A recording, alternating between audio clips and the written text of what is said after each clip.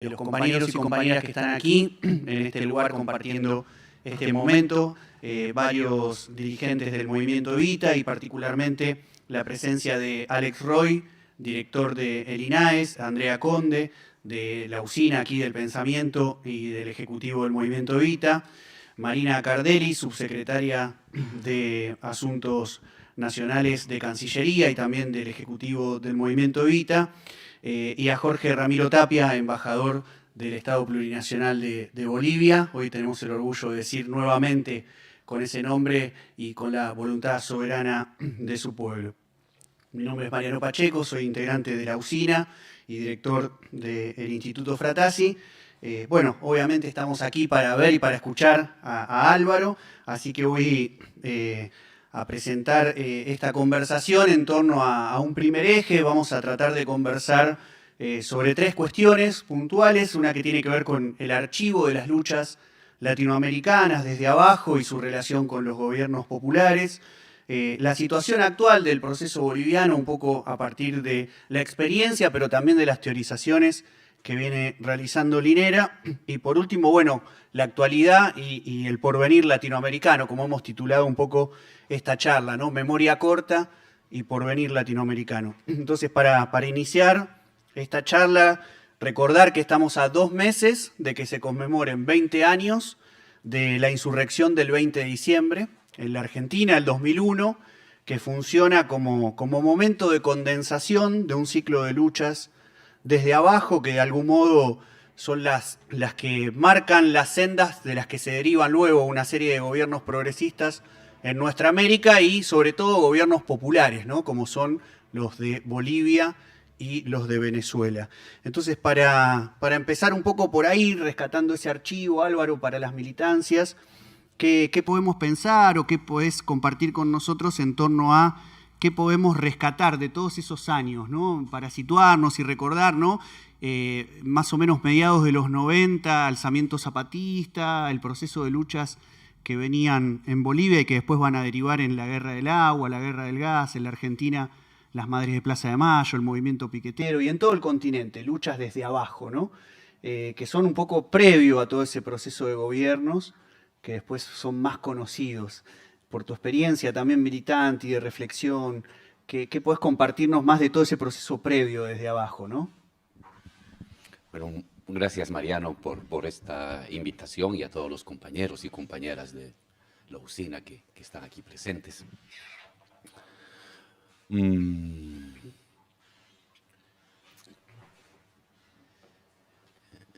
La sociedad cambia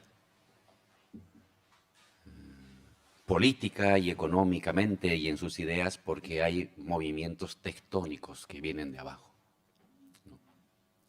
Luego, estos pueden ser canalizados electoralmente, políticamente, partidariamente y a través de líderes. Pero esos líderes y esos resultados electorales no son nada si no ha habido previamente una disposición colectiva a ello, que se expresa a través de insurrecciones, levantamientos, sublevaciones, rupturas colectivas, grandes actos sociales de transformación. El ciclo progresista que se ha dado en el continente latinoamericano a partir del año 2000, 2003, 2005, ha tenido como sustento este cataclismo social. Es allí donde se producen las rupturas cognitivas, porque los sistemas de dominación logran estabilidad imponiendo un conjunto de criterios de sentido común en clases altas y en clases bajas, y logrando una especie de tolerancia moral entre gobernantes y gobernados. Puede haber en ese instante líderes, propuestas políticas, pero no tienen ningún efecto. Antes de las movilizaciones sociales puede haber Néstor, puede haber Evo, puede haber Lula, puede haber Correa, pero no pasa nada. no tienen efecto. Cuando esos líderes y esas estructuras políticas se convierten en canalizadores de un nuevo horizonte, cuando en la sociedad, en la gente de la calle, en el trabajador, en el vecino, en el estudiante, en el comerciante, sucede algo en su manera de ver el mundo. Se produce una crisis, una ruptura con las viejas tolerancias morales. Y hay predisposición a oír nuevas ideas. Las ideas estaban ahí, y los líderes estaban ahí, pero no había recepción social. Solamente en un momento extraordinario, y ese es el momento de la excepcionalidad de la sociedad, la gente de la calle deja de creer en las viejas narrativas, en el viejo sentido común dominante, y está dispuesto a oír y a revocar sus creencias. Y entonces, si hay en ese momento de disponibilidad colectiva, que se manifiesta en las grandes rebeliones, en los grandes levantamientos, una rebelión es un momento de disponibilidad colectiva a nuevas creencias. Y si en ese momento hay estructura política, hay liderazgo, hay narrativas, nuevas narrativas políticas contestatarias, esas que eran inicialmente marginales 5 años atrás, 10 años atrás, en ese momento se convierten en rumbo colectivo. Y emerge entonces, emerge el progresismo, emerge Néstor, emerge Lula, emerge Evo, emerge las distintas experiencias de gobierno progresista, y la sociedad cambia. Entonces, los cambios no es que se dan del Estado hacia la sociedad, siempre todo cambio viene de la sociedad, y si logra encontrar un momento de ensamblaje con propuesta política y líder, se convierte en proyecto estatal, en victorias electorales, y luego ya el líder puede tomar muchas decisiones, pero esas decisiones tuvieron un punto de arranque. Y eso lo reflexiono porque ciertamente es muy importante tener un gobierno progresista y un compañero o una compañera que apuntarle decisiones en favor de las clases populares. Pero ella no es nada si no ha habido previamente una disponibilidad colectiva a oír esas propuestas. Y es más, muchas de las propuestas que luego toman los líderes vinieron de la sociedad. Pongo el ejemplo de Bolivia. Evo nacionaliza los hidrocarburos, las telecomunicaciones, el agua. Evo hace una asamblea constituyente para reestructurar el Estado y darle un carácter plurinacional, reconociendo la presencia de los pueblos indígenas y colocando como núcleo de la identidad boliviana ya no a las clases medias mestizas, sino a los indígenas. Pero eso no lo inventó Evo. Eso surgió de los levantamientos, de los bloqueos de caminos, de los debates sindicales y sociales, incluso académicos, 5, 7 años antes de tomar las decisiones.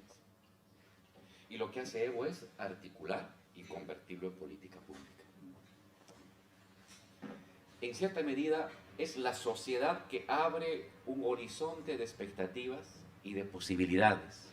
Y si hay un buen líder y una estructura organizativa previa, molecular, suficientemente organizada, inicialmente marginal en los tiempos duros, pero en los tiempos buenos esa marginalidad se convierte en disciplina, organización, articulación.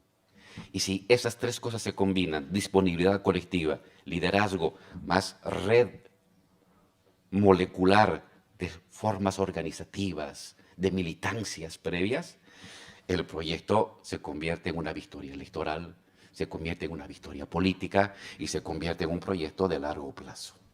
Entonces, siempre la historia, esta es una forma de ejemplificar lo que nos decían los viejos teóricos. La historia las hacen las sociedades. Sin la disposición de ellas a oír nuevas cosas, no hay cambio. Aunque luego Quienes tomen las decisiones y adquieran un protagonismo ejecutivo son los líderes, los presidentes, o los ministros, o los grandes dirigentes sociales. Pero ellos son simplemente la punta de un iceberg social que se ha gestado donde vivimos, en nuestros barrios, en nuestras fábricas, en nuestros talleres, en la universidad, en los grupos colectivos, en los grupos de amigos. Primero es sociedad y luego es Estado. Y lo ideal es que luego el Estado alimente lo que viene de la sociedad para que sea un ciclo virtuoso, de arriba a abajo y de abajo a arriba y de nuevamente así. Y cuando se mantiene esa dinámica, son proyectos de transformación de largo plazo. El progresismo duró casi 15 años, hasta que nuevamente regresó la derecha y vuelve a regresa el progresismo. Pero esa dinámica y nuestra estabilidad como proyecto progresista radica en esa mutua combinación entre Estado y sociedad. No abandones ni el Estado ni la sociedad. Trabaja en la sociedad para llegar al Estado. Trabaja en el Estado para potenciar la sociedad, y si potencias la sociedad, seguirás en el Estado. Si dejas uno de los polos, te quedas en un activismo social impotente, porque no tiene poder. Y si solamente te quedas en el Estado, te quedas como un burócrata administrativo, sin base social, que luego vas a ser sustituido por otro tipo de movimiento conservador incluso, que sabe articular la sociedad. Bien, te queríamos consultar también un poco en base a las reflexiones que venimos haciendo todos estos años en torno a cierta delimitación de lo que podemos caracterizar quizás como gobiernos populares, ¿no? Sobre todo Bolivia y Venezuela, que quizás a diferencia de los gobiernos progresistas con los que se comparten algunos rasgos, sí está esto que vos ya también mencionabas, ¿no? Como el respaldarse fuertemente en la movilización y la organización popular, el hecho de realizar transformaciones en la Constitución y en el Estado. Es decir, que los estados no son iguales a como eran cuando llegan esos movimientos al poder, ¿no? En el caso Chávez diciendo juro por esta moribunda Constitución Nacional, todo el proceso que ustedes vivieron también en Bolivia de conformación del Estado plurinacional, pero sigue en un contexto, a diferencia del siglo XX, donde es al interior de los procesos democráticos, ¿no? Me parece que hay algo interesante ahí para pensar, porque eso de algún modo también deja a un costado, por lo menos por ahora, lo que era la teoría más clásica del Estado y la revolución, ¿no? Es decir, el momento de ruptura y empezar a construir una institucionalidad que vaya desandando al Estado. ¿Qué podemos pensar a partir de esa experiencia que han desarrollado en Bolivia de cara a los desafíos de lo que puede ser un nuevo ciclo de luchas y de gobiernos populares y progresistas latinoamericanos?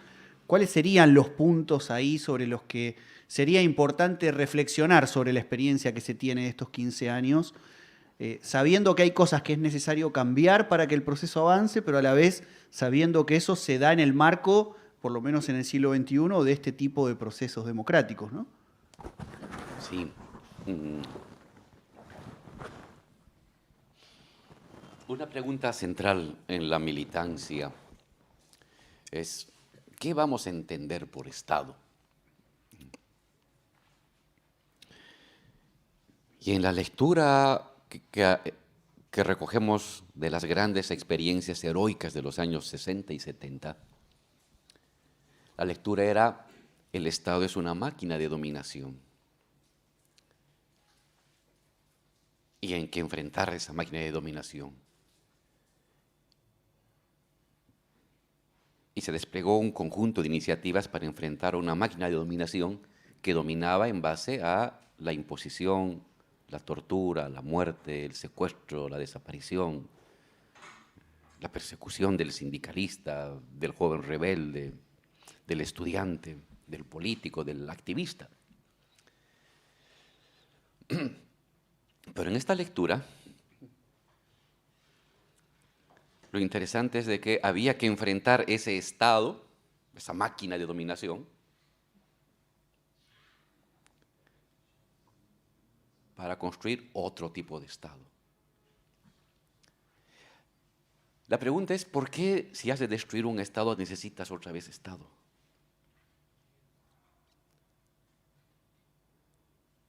Y esa fue, en cierta manera, una de las paradojas de ese movimiento y de esas luchas heroicas que se dieron en los años 60 y 70 frente a las dictaduras, que a la luz del tiempo nos ayudan a reflexionar de mejor manera que ellos, gracias a ellos. En cierta medida somos enanos en hombros de gigantes. Fueron sus luchas y sus fracasos que nos ayudan a nosotros a poder precisar mejor. No porque seamos mejores que ellos, sino porque tenemos la experiencia de ellos para ver un poquito más allá que lo que hicieron los que combatieron en los años 60 y 70. Y lo que podemos entender ahora es que el Estado, en el fondo, es una manera de organizar lo común que tiene una sociedad.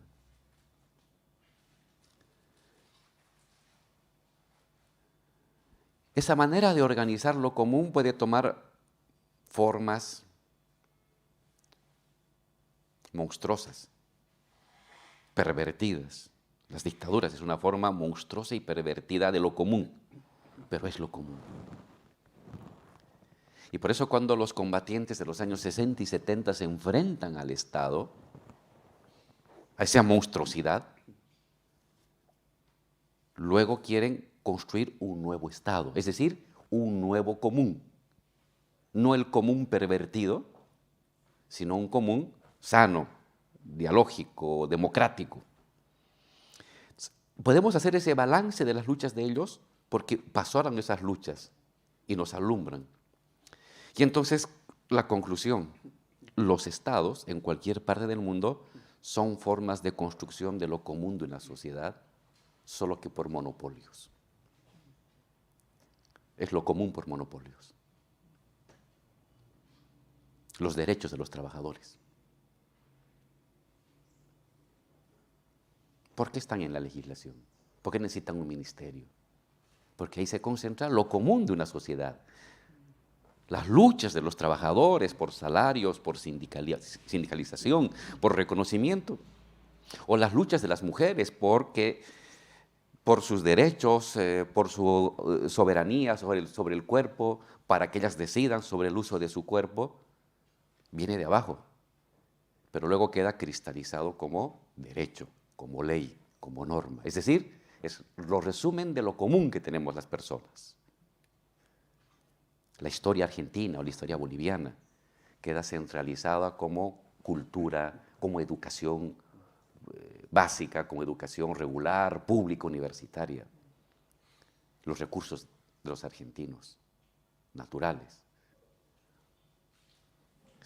pertenece al Estado. Luego hay estados o formas de gobierno que agarran lo común y lo convierten en privado, entregan las aguas a una persona, entregan la tierra a otra persona, pero pervive algo de lo común. Y la pelea de los gobiernos progresistas y la pelea que viene desde el movimiento nacional y popular de los años 50 en Argentina o en Bolivia también de los 50 es cómo hacer que eso común se amplíe y no sea un patrimonio de familias o de casta o de propietarios enriquecidos, sino que se distribuya a todos.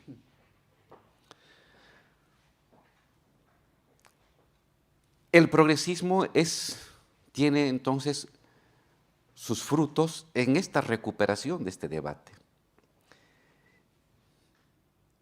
No es la única interpretación, porque también surgieron en los años 90 y 2000 la idea de el Estado es malo, tomemos el poder sin tomar el Estado.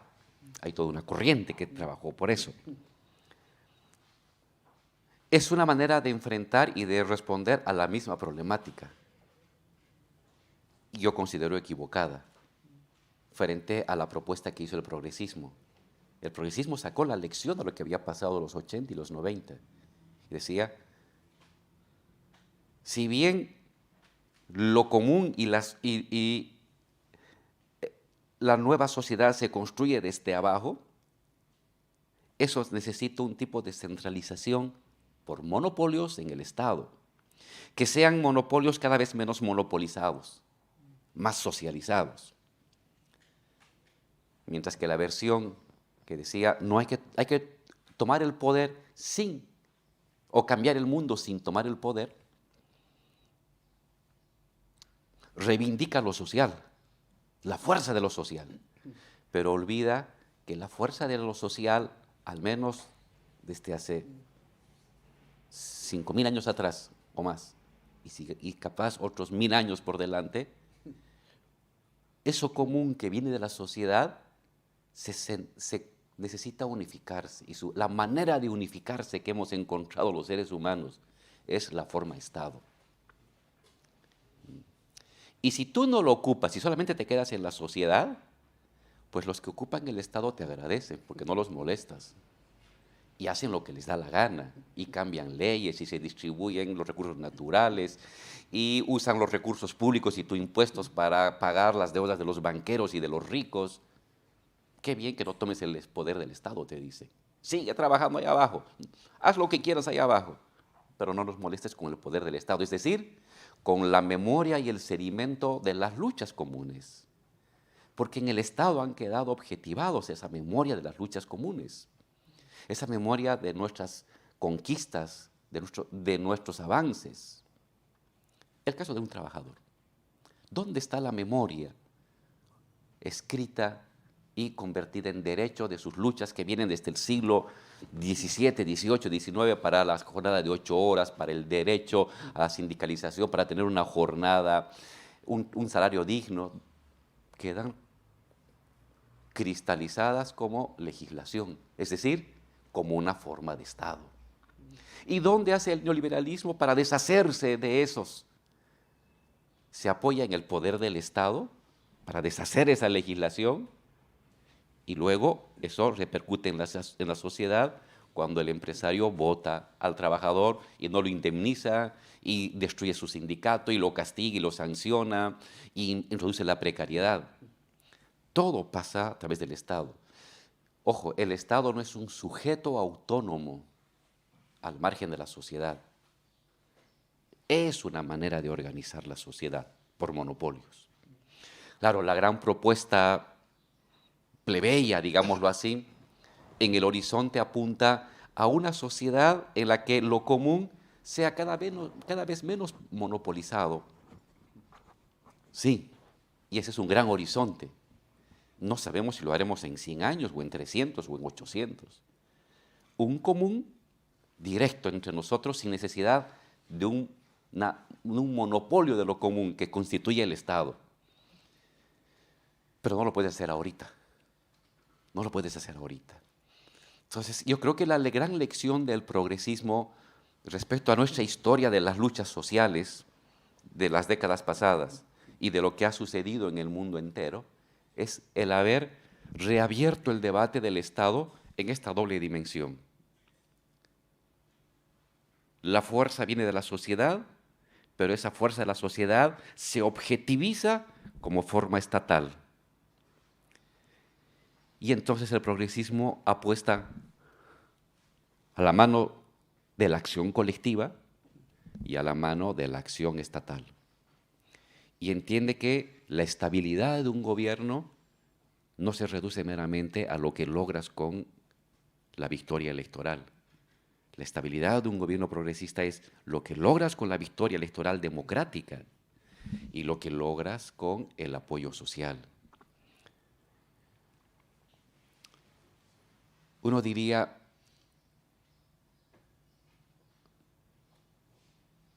¿y esta pelea por una nueva forma de lo común, que ahora implementamos el progresismo por vía electoral y la acción colectiva en las calles, en qué continúa y en qué se diferencia de lo que intentaron nuestros mayores mediante la lucha armada, mediante las estructuras guerrilleras en los años 60 o 70? En los métodos, no en el horizonte general. Porque tanto ellos como nosotros peleamos por una nueva forma estatal en beneficio de la gente humilde, de la gente sencilla, no en beneficio de los ricos. Pero en esos tiempos ese objetivo no lo podías hacer tú por las elecciones, porque no había elecciones. Si no hay elecciones, ¿cómo vas a lograr eso? Y entonces lo que se buscaba era encontrar una vía acorde a las circunstancias de un gobierno represivos, de gobiernos militares, que permitieran que lo popular se expresara. Si no puede expresarse a través de las elecciones, porque esas están prohibidas, están castigadas, están sancionadas, que lo popular, que es la base de cualquier cambio para ellos y para nosotros, se expresara de una forma que se convirtiera luego en forma estatal, forma de poder popular. Sus luchas nos han heredado un sistema democrático electoral, con sus complicaciones, con sus dificultades, con sus trampas. Los que tienen más dinero tienen más opciones, los que tienen más medios de comunicación tienen más aparatos de control, sí. Pero pese a eso, lo popular se ha abierto fisuras, hendiduras y ha atravesado y ha podido romper esas paredes para lograr sus victorias. El objetivo de ellos y el objetivo de nosotros fue siempre el mismo: una nueva forma estatal al servicio de lo popular, al servicio de las clases humildes. Pero ahora los métodos que empleamos nosotros son distintos, porque la realidad ha cambiado, la sociedad ha cambiado, y ha cambiado también por lo que hicieron los anteriores. Aún en su fracaso,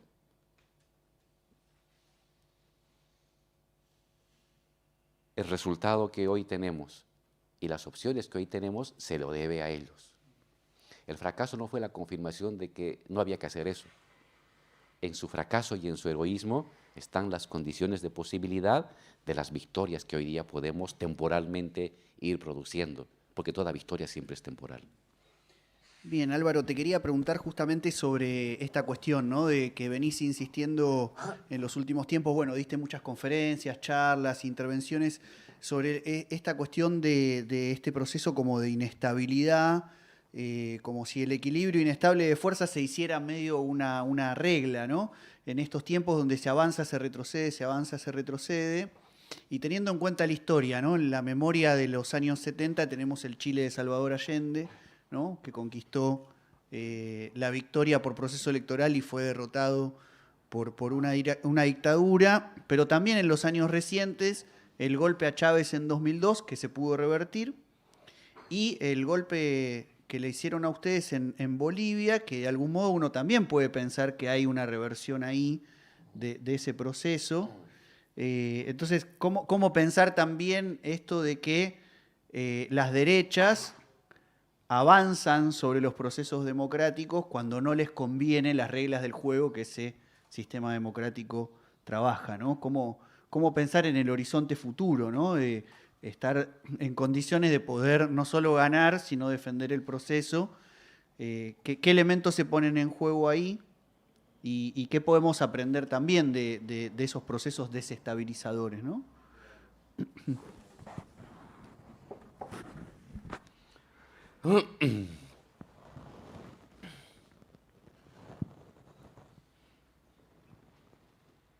La inestabilidad del momento histórico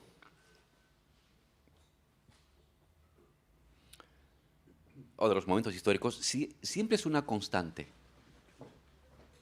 porque te habla de un principio fundamental de la vida social y de la historia, que es la incertidumbre, ¿no? Aún la relación de dominación en su poderío tiene una dosis de incertidumbre, porque no hay dominación absoluta. Si fuera absoluta sería perpetua, y ya no había historia, ya no habría que hacer nada. No, porque siempre hay una mini dosis, un átomo de incertidumbre que puede agrandarse, convertirse en una molécula, y luego convertirse en un espacio infinito. Es que la historia avanza. En el caso de los progresismos emergen de grandes sublevaciones continentales, se traducen en victorias políticas, electorales parciales y luego muy contundentes.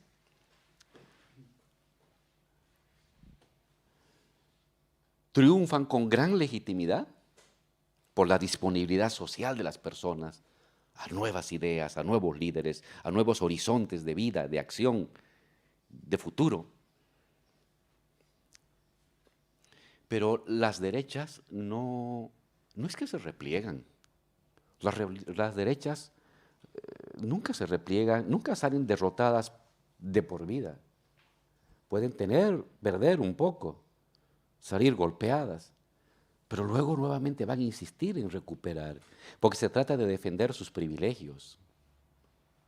A diferencia de una revolución que podía haberse dado en los años 60 o 70 en base a la lucha armada, que te da el poder coercitivo para que deje de existir la derecha, las transformaciones que se dan en democracia tienen la virtud de que no son sangrientas, pero que hace que tu adversario exista. Va a existir.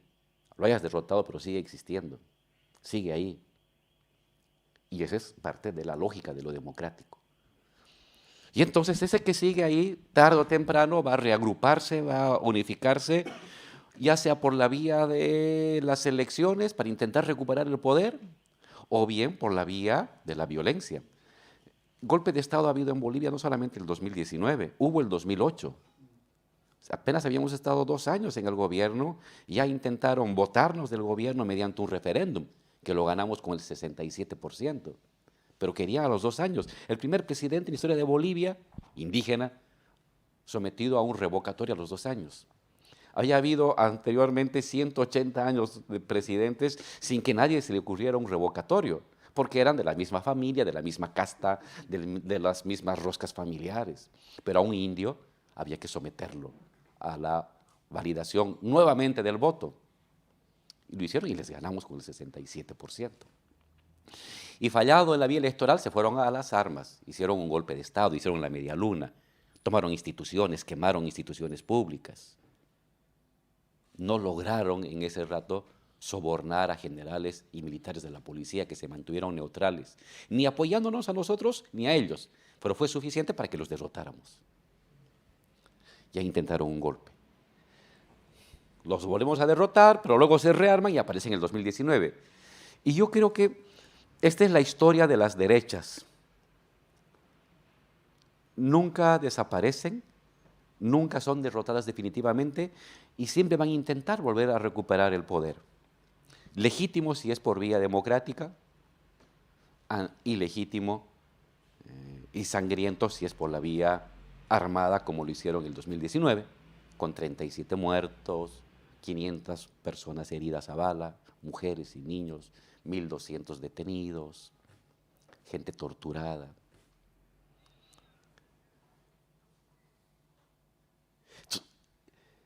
La derecha, frente al progresismo, nunca se ha quedado tranquila y siempre ha buscado pugnar con regresar al poder. En otros países ha mantenido las formas democráticas, pero la experiencia de Bolivia y un poco la del Brasil muestra que llegado cierto momento, ponerse el ropaje autoritario no les cuesta mucho.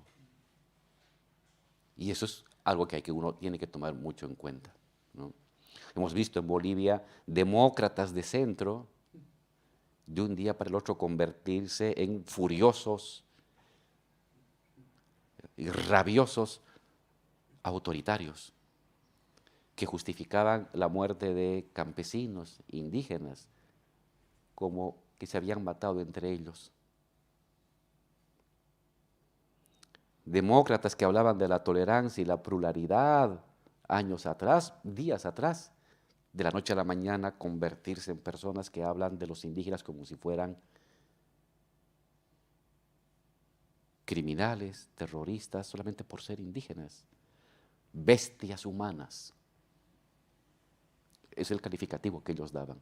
El demócrata que días atrás hablaba del pluralismo, de la tolerancia, de la multiculturalidad, inmediatamente sale la rabia y se convierte en un enardecido defensor de una mirada racializada de la historia. Ojo con eso. Detrás de un liberal se esconde un autoritario, cuando uno rasca un poco. Siempre hay un autoritario detrás de un liberal, siempre. Ayer comentaba en un diálogo la frase de Vargas Llosa, que decía, conocido como un liberal, tolerante, pluralista, y decía, oye, la virtud de la democracia no es la libertad de elegir, sino de que elijan bien. Y los que no elegimos bien, entonces, ¿qué? ¿Ya no tenemos libertad para elegir? O sea, su mirada de la democracia es una mirada instrumental, Se acusaba al progresismo y a las izquierdas de tener una mirada instrumental de la democracia. Ellos tienen la mirada instrumental. El progresismo es más bien así, religiosamente democrático, pero ellos no. Llegado cierto momento, detrás de un liberal tibio y moderado, muchas veces se esconde un autoritario desenfrenado. Este es un tipo de inestabilidad continua, eso no va a cambiar. Pero yo creo que ahora estamos viviendo un tipo de inestabilidad más estructural, porque se han montado una ola grande con una ola pequeña en su etapa de cierre. La ola grande es este ocaso general del neoliberalismo planetario. Sigue habiendo neoliberalismo, pero está en una etapa cansada. Lo que ha pasado con Inglaterra saliéndose de la Unión Europea y replegándose a su isla, lo que ha hecho Trump al plantearse América primero y enfrentarse con el globalismo más desenfrenado de China.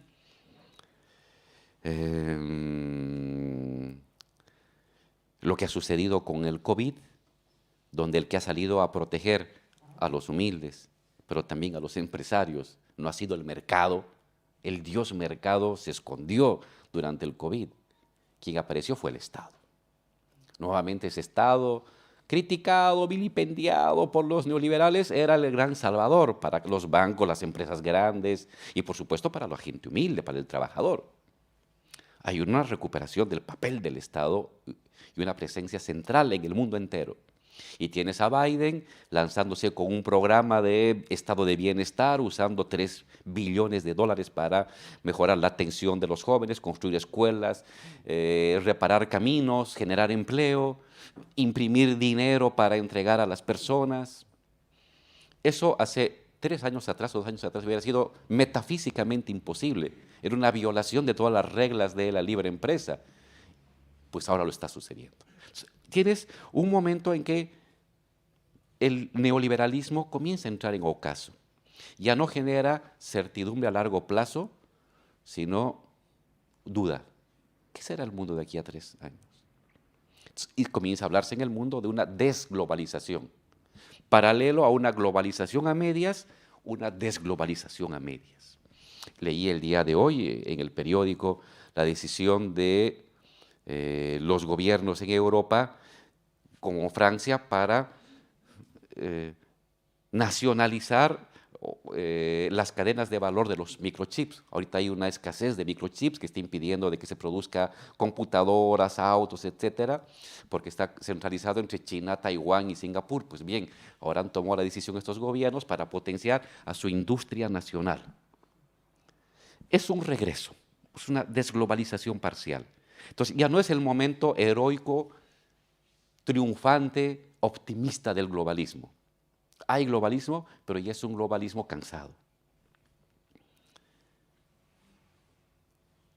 Y por eso también los defensores del globalismo se vuelven cada vez más endurecidos, más autoritarios, porque ya no es su etapa de gloria. Antes no hay oposición, miraban el mundo con los brazos extendidos, son dueños del mundo. Ahora no. Como otros piensan de otra manera, como hay élites que divergen de que si debe haber más Estado, más mercado, más beneficios sociales o menos, entonces los globalistas ya han perdido el optimismo histórico y se convierten en rabiosos defensores, incluso autoritarios defensores de la globalización y el libre mercado, enfurecidos. No necesitas enfurecerte cuando el mundo está a tus pies, te enfureces cuando el mundo se mueve y ya no está a tus pies.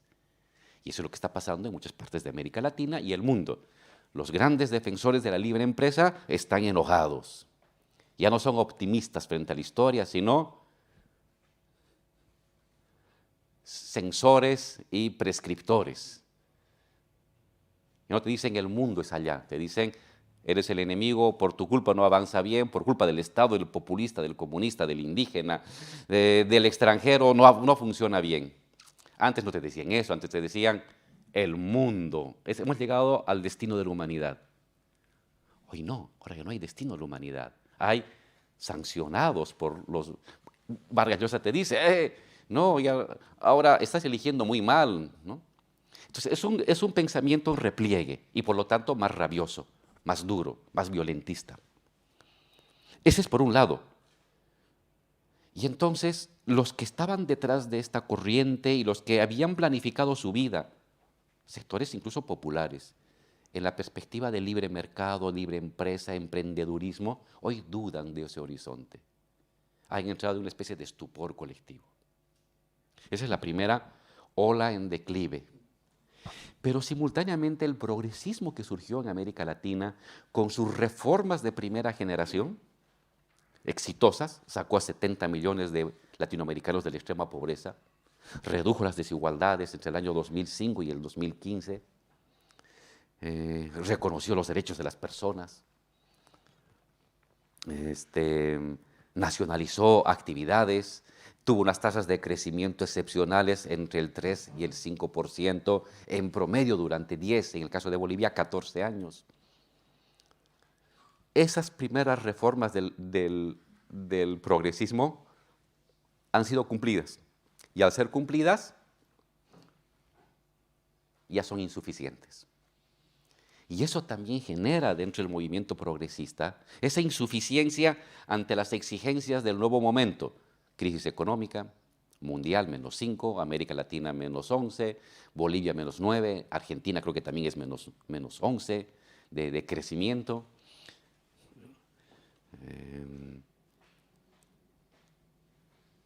Crisis económica, crisis ambiental, crisis médica. Las reformas de primera generación del progresismo ya son insuficientes para enfrentar este nuevo momento, más complicado, más difícil. Y eso genera también dentro de la militancia progresista y dentro de las fuerzas también un estado de estupor, ¿no? Entonces, se junta un cansancio de la ola neoliberal que duró 40 años y una incertidumbre de la ola progresista que apenas ha durado 10, 12, 13 años. Ambas se han juntado. Y entonces el resultado común, el producto de esa mezcla es un estado colectivo de estupor, de no saber bien por dónde vamos a ir, ¿no? Y eso hace el ambiente complicado ahorita. Es un tema mundial. Y América Latina está viviendo eso también, ¿no? Y yo he llamado a ese momento un momento liminal. Es como un pórtico. Hemos llegado hasta aquí. Hacia allí sabemos lo que hemos hecho, pero hacia allí, ¿qué habrá? ¿Un precipicio, una avenida, un carro, un parque? Nadie sabe lo que hay detrás de este pórtico, porque es oscuridad. Y eso genera incertidumbre, disponibilidad, todavía no disponibilidad, sino una especie de congelamiento del tiempo. Como no podemos prever lo que viene después, ¿qué pasará de aquí a 5 años a ti y a mí? ¿Nos moriremos? ¿Tendremos trabajo? ¿Nos iremos? No puedo prever. Y eso es muy complicado porque el ser humano es un ser que inventa siempre un porvenir. Y ahorita es como nosotros viéramos por venir. Y sobre esa primera experiencia del estupor y el tiempo congelado, va a venir inevitablemente en 1 año, en 6 meses, en 3 años, una disponibilidad general mundial a nuevas opciones. Podrán ser conservadoras, podrán ser progresistas. Va a depender de lo que hagamos hoy, de cómo comencemos a alumbrar el porvenir, de cómo comencemos a inventar y a producir horizonte de expectativas hacia futuro. Y del lado del progresismo estamos ante el reto de lanzar una flecha al porvenir, pero ya no con lo que hicimos anteriormente, y lo hicimos bien, yo lo reivindico. 70 millones de personas que hoy pueden comer 3 veces al día es el mejor resultado del éxito de un progresismo frente a las barbaridades que hizo el neoliberalismo de empobrecer a los latinoamericanos, de aumentar la pobreza. Pero ahora ya es insuficiente. Pues necesitamos unas reformas de segunda generación del progresismo para lanzar una flecha hacia futuro de 10, de 15 años nuevamente. Mientras no estemos haciendo eso, el tiempo va a ser incierto. Vamos a ganar y capaz perdemos. Y si perdemos, vamos a volver a ganar. Es decir, estamos viviendo en estos 4 años y no sé cuánto más por delante, un tiempo en que no hay victorias duraderas ni hay derrotas duraderas. Claro que para el progresismo una derrota temporal, lo que uno encuentra es un campo devastado hacia atrás, porque los neoliberales arrasan, te endeudan, te destruyen lealtades, te cierran fábricas, se quedan con recursos públicos, y cuando entra el progresismo, lo que encuentra atrás es las obras de un holocausto social, de mucho sufrimiento y injusticia. Y le cuesta nuevamente remontar. Y su victoria parece que es solamente temporal. Eso es un problema mundial. No sabemos qué pasará con Estados Unidos. Ahora ha apostado por una política progresista. Ellos están haciendo lo que aquí hemos hecho hace 10 años. Pero ¿ganará de aquí a 4 años? ¿O regresará Trump? No puedes saber. No puedes definir, porque todo proyecto hacia futuro ahora es de tiempo corto. El progresismo tuvo una ola de largo aliento, de una década, casi una década y media, en sus reformas de primera generación progresista. Y ahora las reformas de segunda generación progresista no sabemos si serán cortas o largas. Entonces, mi reflexión final es sobre esto. Vamos a vivir un tiempo histórico planetario muy confuso, de victorias cortas y de derrotas cortas, porque aún no se ha definido el nuevo horizonte mundial de estabilidad social, cognitiva, económica y política.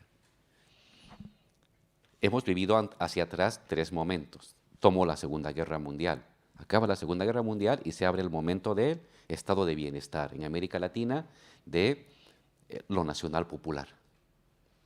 Eso entra en crisis en los años 70. Turbulencia en los años 80 se inicia con el neoliberalismo. Dura 20 años a nivel mundial. Hoy se entró nuevamente en una etapa de crisis. Turbulento, una década, más, menos. Victorias cortas, derrotas cortas. Una especie de empate catastrófico líquido. Ganas acá, pierdes acá, vuelves a ganar acá, pierdes allá. No se define un horizonte. Y tarde o temprano tiene que definirse un nuevo horizonte de estabilidad social, un nuevo orden social, llamaríamos. ¿Será conservador, reaccionario, autoritario, fascistoide? Es una posibilidad. ¿Será libertario pero agarrote? Es otra posibilidad. ¿Será progresista? Es otra posibilidad. ¿De qué debe depender? De lo que ahorita hagamos. De cómo hoy entendemos el tiempo histórico, de cómo nos asociamos, inventamos, producimos nuevamente desde la sociedad horizontes de acción posibles a largo plazo. Entonces, los militantes van a vivir un tiempo muy complicado, pero a la vez el tiempo donde se define el DNA del futuro. Uno no siempre vive esos tiempos.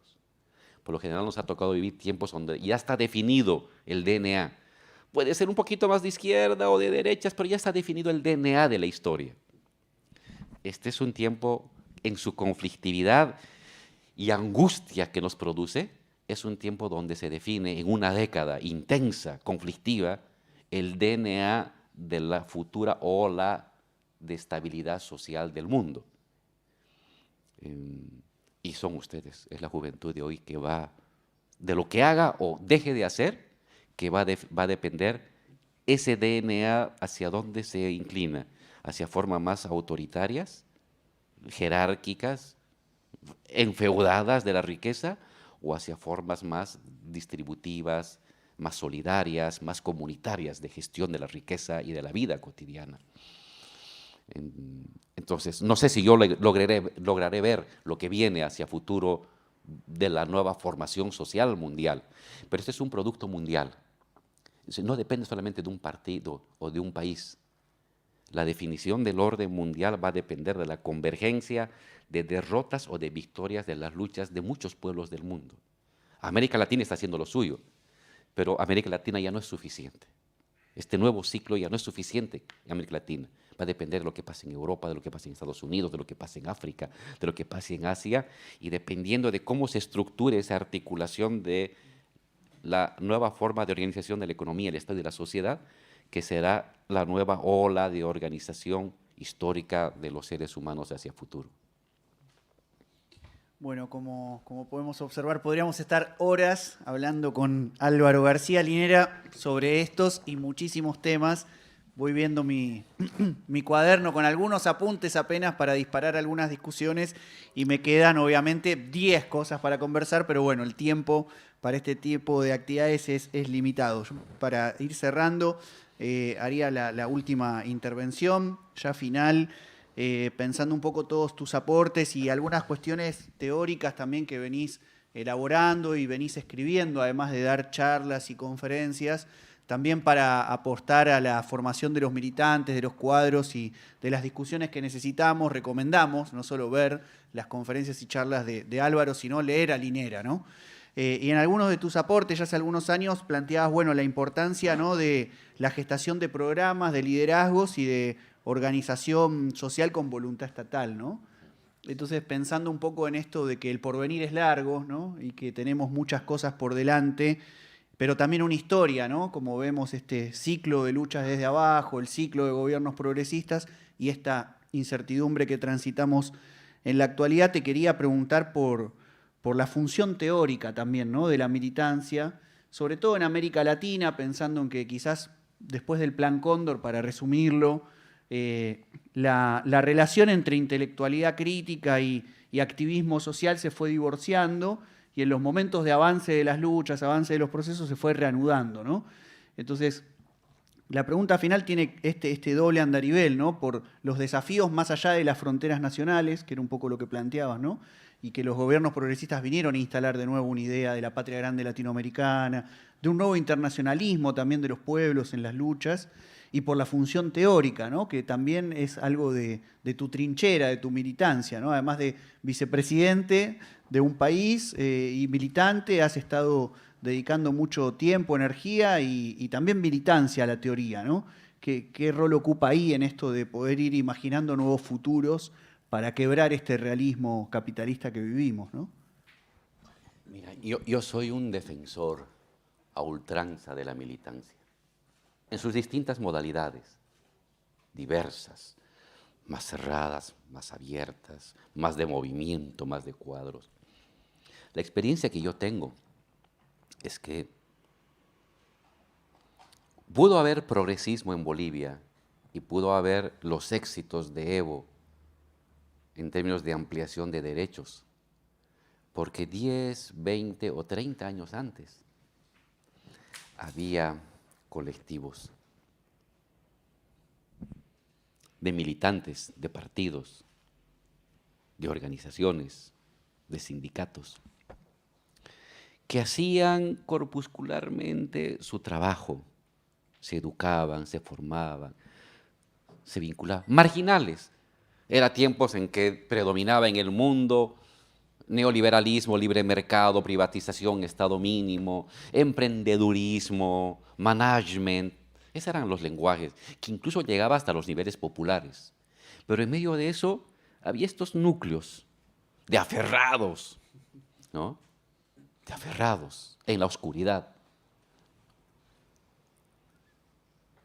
Pero cuando se da la apertura cognitiva de la sociedad, cuando las personas en su corazón y en su mente están dispuestos a oír nuevas palabras que le ayudan a entender algo que las viejas palabras y narrativas e ideas no logran ya explicar, en ese momento, estos militantes marginales, micros, que estuvieron en la oscuridad de la historia durante 20 años, la actividad de esos fue la que tensó, la que aceró la disponibilidad hacia los logros. Bolivia, son los militantes antiguos de los años 60 y 70, de distintos grupos de izquierda, de distintos grupos populares, de distintos grupos progresistas, los que crearon una red que ayudaron a que la disponibilidad colectiva de la sociedad no se orientara hacia posiciones conservadoras y autoritarias, porque también pueden inclinarse hacia eso, sino hacia posiciones populares, gobierno indígena, nacionalización, asamblea constituyente, movimientos sociales como poder en el Estado.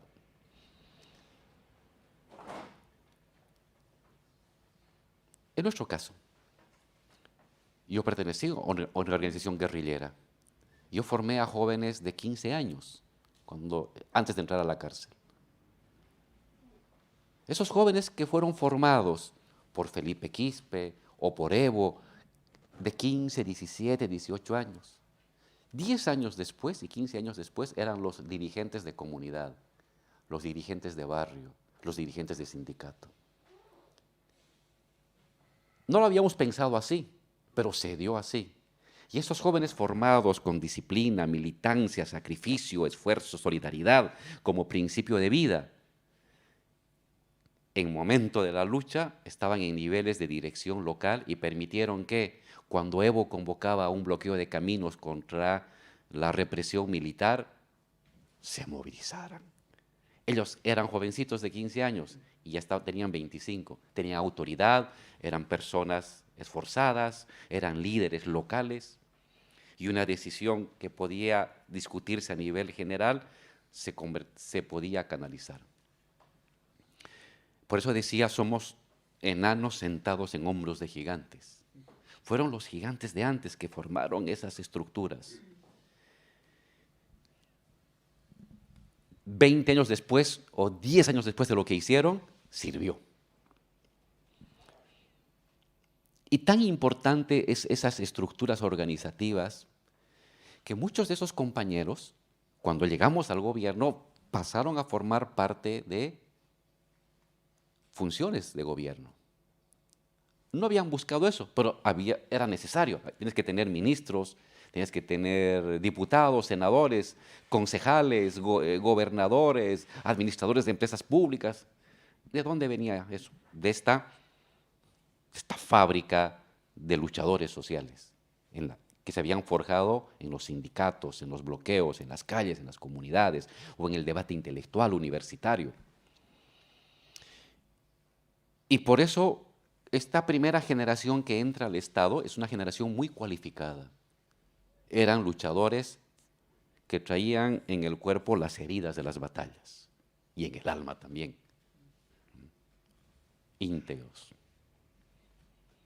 no arribistas, convencidos, entregados a los demás. Nos permitió una muy buena gestión de gobierno. Pero luego, ¿qué pasó? Y este es un error nuestro. Primeros 5 años. Segundos 5 años. Necesitas otra vez reclutar más compañeros porque hay rotación. En Bolivia la lógica de la rotación es muy importante. Pues bien, tenías que jalar del sindicato, te lo traías a un compañero para que se vuelva ministro. Un ministro obrero, ¿por qué no? Sacabas de la Federación Campesina un compañero para que se convierta en viceministro o senador. Pero luego lo que quedaba ahí ya no era de una formación forjada en la lucha. Igual, ibas a la U, te traías a un profesor, un buen académico, para convertirlo en director de la empresa de IPFB. Excelente, había escrito, había estado con las luchas populares, sabía del tema, pero te lo jalaste al profesor. ¿Y qué dejaste? Ya lo dejaste a otro profesor. No dejaste a nadie. Y entonces el profesor crítico en economía, en petróleo, con concepción nacional de la soberanía o de la patria grande, entra un profesor de management empresarial. Y entonces nosotros fuimos reclutando, pero no fuimos sustituyendo en los lugares del sindicato, la comunidad, los barrios o la universidad en la batalla cultural.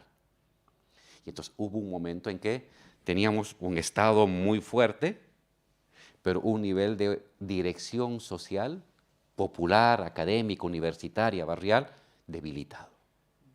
debilitado. Eso yo lo considero un error estratégico. Está bien que jales a los compañeros al Estado, pero si tienes a la vez el sustituto, porque en nuestros casos, en el progresismo, es tan importante un buen ministro como un buen catedrático, o como un buen dirigente gremial o un buen dirigente obrero. Ambos son igual de importantes, porque nuestra gobernabilidad es en la ciudad y en el Estado. Y si solamente te preocupas en la gobernabilidad del Estado y dejas la gobernabilidad de la sociedad, del movimiento colectivo, tarde o temprano eso te va a cobrar factura. Entonces la militancia para la lucha en la sociedad, eventualmente para cumplir una función estatal, pero ante todo para que en el Estado y en la sociedad tengas a militantes formados, forjados, solidarios, combativos, entregados. Y si tienes las dos cosas, eres invencible. Esto dura. Pero si comienzas a concentrarte en uno o acá y olvidas el otro, vas a caminar poco. Vas a caminar poco. Entonces, si yo algo puedo rescatar de la militancia, de lo que se hace desde la sociedad, es esa doble función.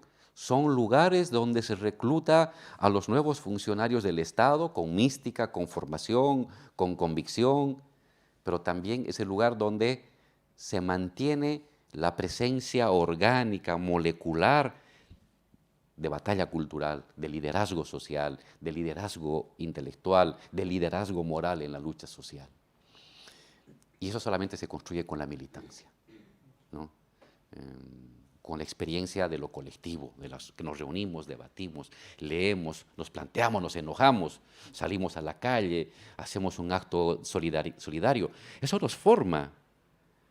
Sin eso no puedes hacer cambios. No es un tema meramente maquinal, porque ¿qué es el gobierno? Son personas.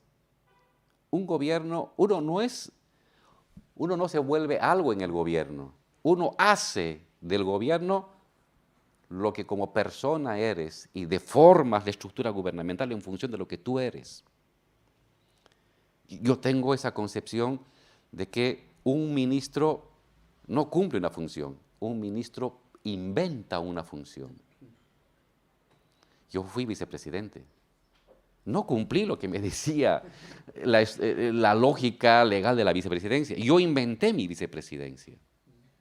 Con apoyo de los compañeros de Evo, yo inventé y modulé y regulé la institución, las normas, a lo que yo consideraba por mis convicciones intelectuales, políticas y mi experiencia, lo que debía ser un vicepresidente.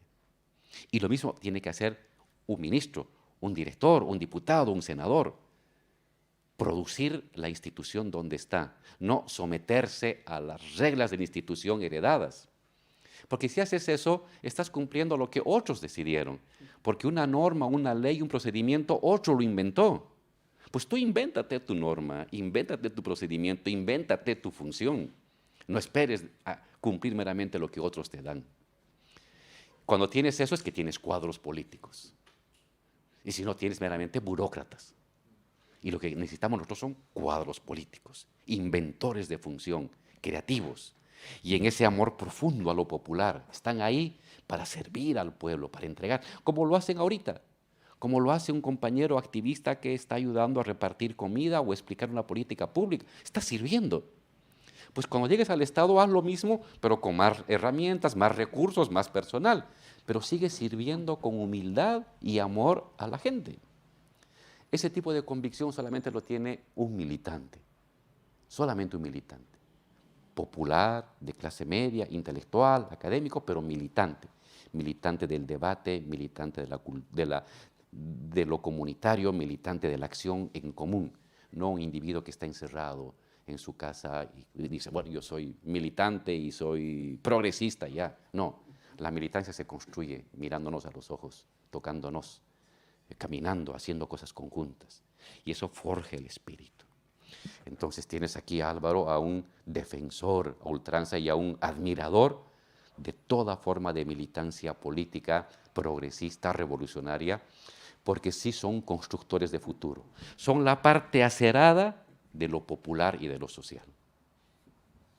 Álvaro García Linera, creo que nos ha dejado sin palabras. Te agradecemos mucho esta conversación con la Usina del Pensamiento Nacional y Popular, con el Generosa Fratasi, Instituto Plebeyo de la Unión de Trabajadores y Trabajadoras de la Economía Popular. Vuelvo a agradecer a quienes están presentes, sobre todo dirigentes del Movimiento Evita y de otras organizaciones populares, como el Frente 22 de Agosto, la 25 de Mayo, el Movimiento Popular La Resistencia y otros que están siendo parte también de estas discusiones que creemos fundamentales. Así que te agradecemos por tu tiempo y por compartir esta jornada con nosotros.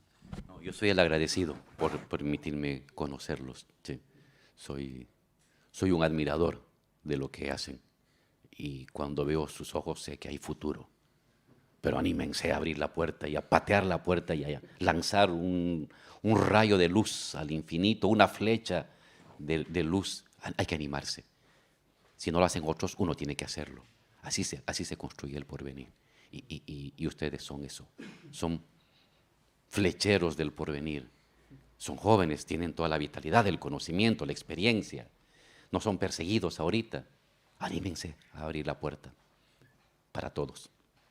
Gracias. Muchas gracias.